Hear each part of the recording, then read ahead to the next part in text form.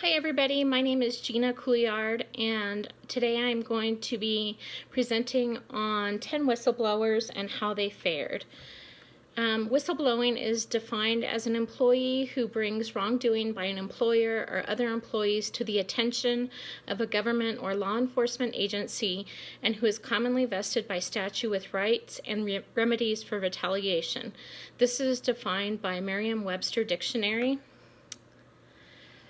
I found throughout my research that the way whistleblowers were viewed was varied greatly, and it wasn't necessarily by industry. What I'm going to do is post this PowerPoint, so if you guys like, there's pictures and some information. I'm a visual learner. It might make it easier for you. The first person that we're going to talk about is Sharon Watkins.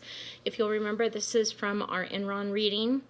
She was the Vice President of Corporate Development at Enron, and effectively she blew the whistle on sketchy accounting and financial statements. She was criticized by a lot of people, especially within the company and public officers, for not alerting government authorities earlier. From the time that she first brought these concerns to Kenneth Lay, it was almost 5 months later before something was done. However, she was viewed well in the public perception. She was named one of 3 times People of the Year in the year 2002. The second person that we're going to discuss is Chelsea Manning, who was born Bradley Manning. And if you can remember, this is kind of a more recent foray into whistleblowing. And what Chelsea did was she disclosed over 750,000 sensitive military documents to WikiLeaks. Once those were disclosed and this was found, she was charged with 22 offenses, including aiding the enemy. Eventually, she was convicted of 17 charges, but was not convicted of aiding the enemy. President Obama commuted her sentence after 7 years, and today she now earns her living through speaking engagements throughout the nation. The third person that we're going to talk about in terms of whistleblowing, and to me, one of the most interesting, is Frank Serpico, and he was an NYPD officer. And he started at the bottom. He worked his way up from patrol to plainclothes police officers. And upon his time and his progression through the force, he witnessed large spread corruption within the New York Police Department. And he brought this corruption to the attention of his supervisors. One day, the police officers were alerted that there was going to be a drug deal, and so he went out with 3 other officers, and during this drug deal, he was shot. The 3 other officers did not call for help, and he was actually given aid by an individual within the apartment building who called for help. As a result of this gunshot, he received permanent damage, including deafness.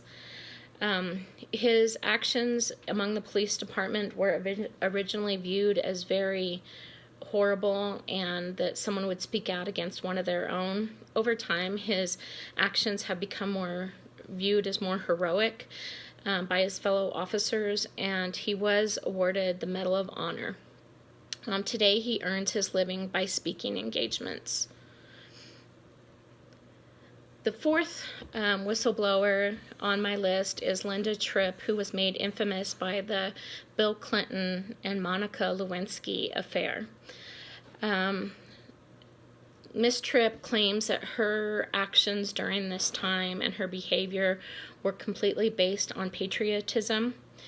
During this time, she recorded Monica Lewinsky's private phone calls about her affair with then President Bill Clinton. Linda Tripp escaped wiretapping charges by handing over these recorded phone calls. At the end of the Clinton administration, she was fired, and she claimed that this firing was vindictive based on her bringing to light the Lewinsky-Clinton affair. Today, she's out of the limelight and works with her husband in their family business. Another person on my list is Dr. Jeffrey S. Wigand. And to me, he's just a hero. He was a biochemist and former VP of Research and Development at Brown and Williamson. And at Brown and Williamson, he was hired to promote promoting cigarettes that reduced harm. But during this time, he found that the company was actually tampering with this, and their motives weren't true. So once he did go public with this information, the company hired a team to investigate him and his actions, and the investigation was very public. They said that he was a liar, that he had taken advantage of expense accounts and all sorts of things to muddle his name. He went on after his firing from Brown and Williamson, and he went on to work in higher education, and today works on tobacco control policies worldwide.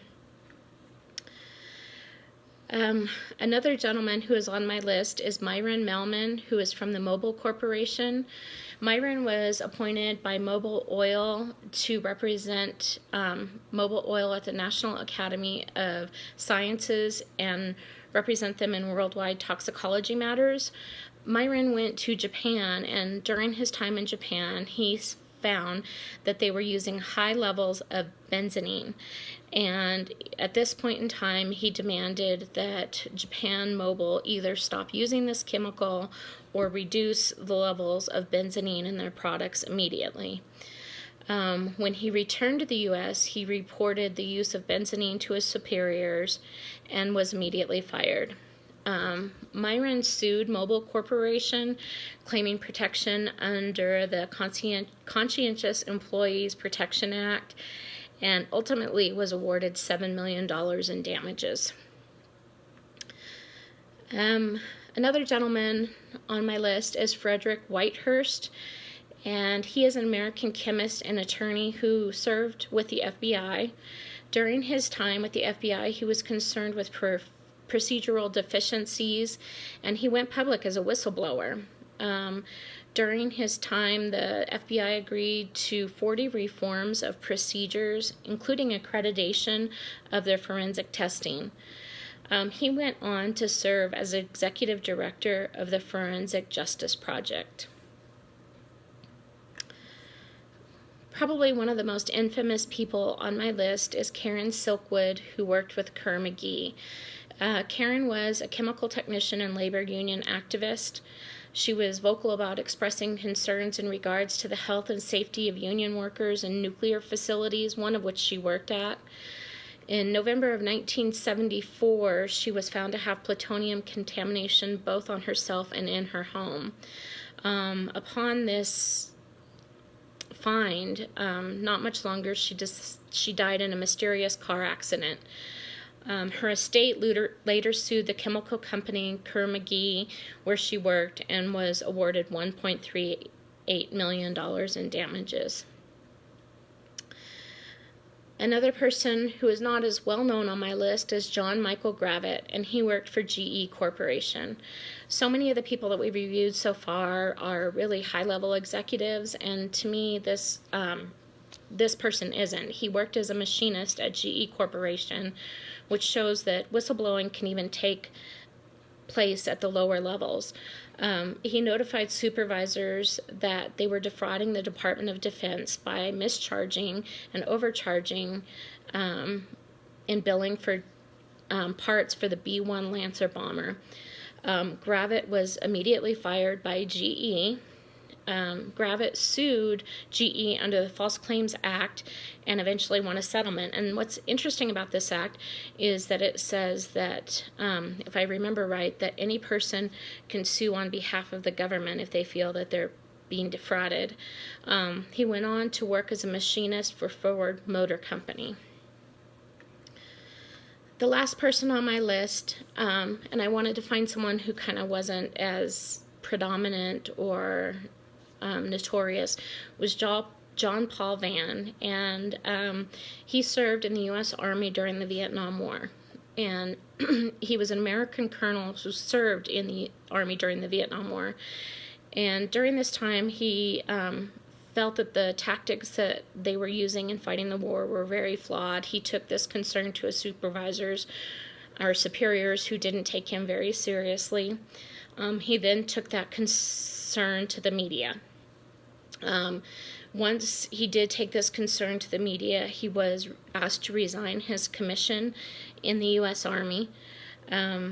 He was able to reinstate his service later and return to work in the U.S. Army. I'd like to close with a quote, and it's by Fuad al-Barab, and it states, quote, "Every country needs its whistleblowers. They are crucial to a healthy society. The employee who in the public interest has the independence of judgment and the personal courage to challenge malpractice or illegality is a kind of public hero," end quote. We can see that most of these people acted with the most true intentions of bettering society or exposing things that weren't correct. It is interesting to me how so many of them and their reactions to their whistleblowing varied. I think that ultimately, maybe upon the onset of whistleblowing, people are treated as favorably as they are once time and history has time to play out. Thank you very much for watching, and have a great end of semester.